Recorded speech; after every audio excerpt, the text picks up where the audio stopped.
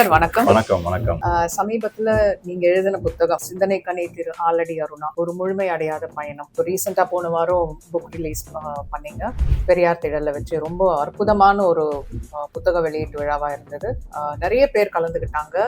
பெரிய பெரிய ஆளுமைகள் வந்து மேடையை அலங்கரித்து புத்தகத்தை பத்தி ரொம்ப அழகா பேசுங்க சார். இந்த புத்தகத்தை பத்தி எழுதும்போது உங்ககிட்ட ஒரு சில விஷயங்கள், அதாவது பர்சனலா உங்ககிட்ட ஒரு சில விஷயங்களை இதை பத்தி கேட்டு தெரிஞ்சுக்கணுங்கிற ஆர்வத்தோட தான் இன்னைக்கு இந்த ஒரு சின்ன இன்டர்வியூ ஏற்பாடு பண்ணியிருக்கேன். நிறைய விஷயங்கள் நீங்க தொடர்ந்து அந்த புத்தகத்துல எழுதிட்டே வரும்போது உங்க மெமரிஸ்ல ஒரு சில விஷயங்கள் வந்து ரொம்ப பசுமையா இருந்திருக்கும், அப்பாவை பத்தின நினைவுகள். அப்படி பார்க்கும்போது இந்த ஒரு விஷயம் மட்டும் நான் அப்பா கிட்ட ரொம்ப ரசிச்சேன், அதை நானும் அடாப்ட் பண்ணணும்னு நினைச்சேன் அப்படிங்கிற விஷயம் ஏதாவது இருக்குங்களா? அவருடைய நடை, உடை, பாவனை எதுவா இருந்தாலும் சரி. நிச்சயம்.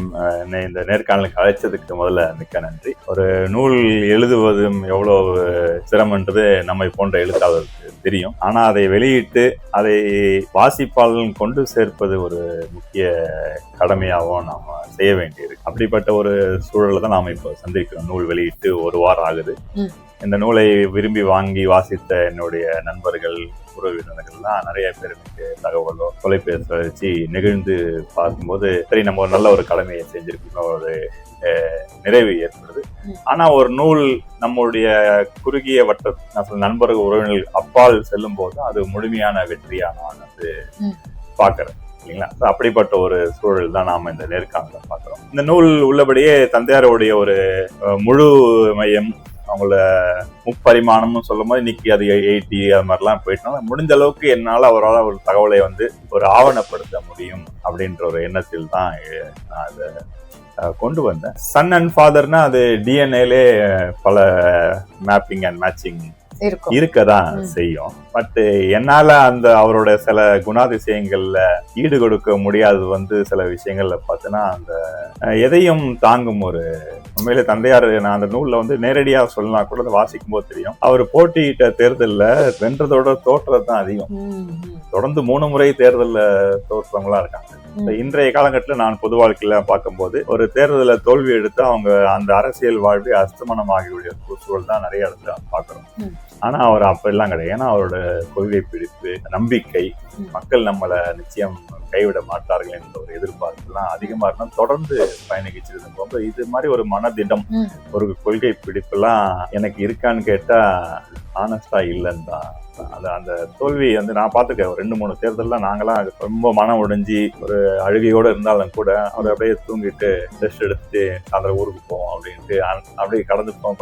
இன்னைக்கு யோசிச்சு பார்க்கும்போது பிரமிப்பா இருக்கு, இப்படியெல்லாம் ஒரு பொது வாழ்வில் இயங்க முடியுமா அப்படின்னு பார்க்கும்போது அந்த குணாதிசயங்கள் வந்து அன்பீட்டபிள் அண்ட் அன்மேட்சபிள். கண்டிப்பா சார், நீங்க சொல்றது எவ்வளவு முக்கியம்னு பாத்தீங்கன்னா, இன்னைக்கு ஒரு ஸ்கூல் எக்ஸாம்ல தோல்வின்னா கூட அதை ஏத்துக்கிற மனப்பக்குவம் நிறைய பேருக்கு இல்ல அப்படின்னு சின்ன பசங்களுக்கே கூட அதெல்லாம் ஒரு பெரிய போராட்டமா பாக்குறாங்க. அப்படிப்பட்ட இந்த சூழ்நிலையில தொடர்ந்து அந்த மாதிரியான தேர்தல் களத்துல சந்திச்சு எவ்வளவு வேலை செஞ்சிருப்பாங்க, எவ்வளவு உழைப்பு இருந்திருக்கும், அது எல்லாமே நம்பிக்கையை தகர்க்கிற மாதிரி இருக்கும். சில தேர்தல்லாம் நீங்க பாத்தீங்கன்னா, ஒரு முறை அவங்க வட சென்னையில நின்று வெற்றி வாய்ப்பு நல்லா பிரகாசமா இருக்கும்போது திடீரென்று ராஜீவ்காந்தி மரணம் வரும்போது எல்லாம் அப்படியே தலைகீழா மாறி போச்சு. நாங்க எல்லாம் ஒரு 3 நாள்ல தேர்தல் நடக்கும் போது 1 வாரத்துல அப்பா ஜெயிச்சிருவாருன்னு பார்த்தீங்கன்னா அந்த குடிச்சு அந்த பக்கம் சும்மா வண்டியில அப்படியே போறோம். அப்படியே மாறும்போது அப்போ 45 நாள் நம்ம போட்ட உழைப்பு, நம்பிக்கை எல்லாம் அப்படியே ஒரு சுக்குநூறாது. அந்த தோல்விக்கு நம்ம காரணம் இல்லைன்னு அப்பா ஏத்துக்கிட்டாங்க. ஆனா நம்மளால அதை ஏத்துக்க முடியாம ஒரு சூழலா இருக்கு. சார், அப்பா பத்தி பேசும்போது அவருடைய வாசிப்பு பழக்கம் வந்து பிரமிக்கத்தக்க ஒரு விஷயம். நீங்க அன்னைக்கு மேடையிலேயே சொன்னீங்க, அப்பா வாசிக்காத ஒரு நாள் இருக்கும்னு என்னால நினைச்சு கூட பார்க்க முடியல. தினமும் அவர் நிறைய வாசிப்பாருன்னு சொல்லிட்டே இருந்தாங்க. ஸோ அந்த பழக்கம் அவர்கிட்ட இருந்துதான் உங்களுக்கும் நீங்க முன்ன சொன்ன மாதிரி அதே டிஎன்ஏல வந்திருக்குன்னு தான் நான் நினைக்கிறேன். உங்களுடைய வாசிப்பு பழக்கத்தை வந்து நான் ரொம்ப பிரமிப்பா பார்ப்பேன். ஒவ்வொரு முறையும் நீங்க குரூப்ல போடும்போது புக்கை போட்டோ எடுத்து பக்கத்தையே ஒரு தேநீர் கப்போ ஒரு மிக்சர் பிளேட்டோ வச்சு ரொம்ப அழகா அதை போட்டிருக்கீங்க. ஸோ உங்களுடைய வாசிப்பு பழக்கத்தை பத்தி சொல்லுங்க சார். ஏன்னா இன்னைக்கு நிறைய பேர் வந்து டைம் இல்ல அப்படின்றாங்க. ஸோ இதை நீங்க எப்படி ஏத்துக்கிறீங்க? ஏத்துக்க மாட்டீங்க, உங்களுடைய கருத்து. உண்மையிலே நீங்க சொன்ன மாதிரி அந்த டிஎன்ஏல வாசிப்பு என்பது சில டிஎன்ஏ வந்து லேட்டரா தான் வெளிவரும். அந்த மாதிரி எனக்கு இது ரொம்ப தாமதமான ஒரு வெளிப்பாடு தான். முன்னாடி ஒரு தேவைக்கு ஏற்போ, ஒரு கல்விக்கு ஏற்போ, அந்த சூழலுக்கு ஏற்ப சில நூல்களை வாசி கடந்து செல்வோம். ஆனா சமீபம் ஒரு 6-7 ஆண்டுகளாக என்னோட வாசிப்பு பன்மடங்கு கூடியிருக்கிறது என்பது மிக மிக உண்மை. அது அப்படியே எழுத்தாளராக பரிமாணிக்கும் போது இந்த சமூகத்தில் நமக்கு கிடைக்கக்கூடிய இன்னொரு அடையாளம், அங்கீகாரம் எனக்கு இன்னும் உற்சாகம் தருவதாக தான் நான் பார்க்கிறேன். ஆனா தந்தையார் அளவுக்கு வாசிக்கிறனாலனா அதெல்லாம் ஒரு அவங்கெல்லாம் வேற கேட்டகரி பீப்புள் நான் பார்ப்பேன். அவங்க அதுவும் வாசிக்கிற நூல்கள், தலைப்புகள் அதெல்லாம் பார்த்தீங்கன்னா பிரமிப்பா இருக்கும். பொதுவாக நம்ம நானும் தந்தையார் கூட சில நூலகங்கள் இகின்பாதம்ஸ்லாம் போவேன். நான் போகும்போது வேற பக்கம் போயிடும். அவர் தேடுற பக்கம்லாம் பார்த்தா நமக்கு எப்படி இதெல்லாம் வாசிக்கிறாங்க. எந்த மாதிரி நூல்கள் சார்? பியூர்லி நான் fiction, history, leaders, federalism, constitution பத்தி இருக்கு, ஹியூமன் ரைட்ஸ் பத்தி இருக்கு, லாங்குவேஜ் பத்தி இருக்கு, லிட்ரேச்சர் வாசிப்பாங்க.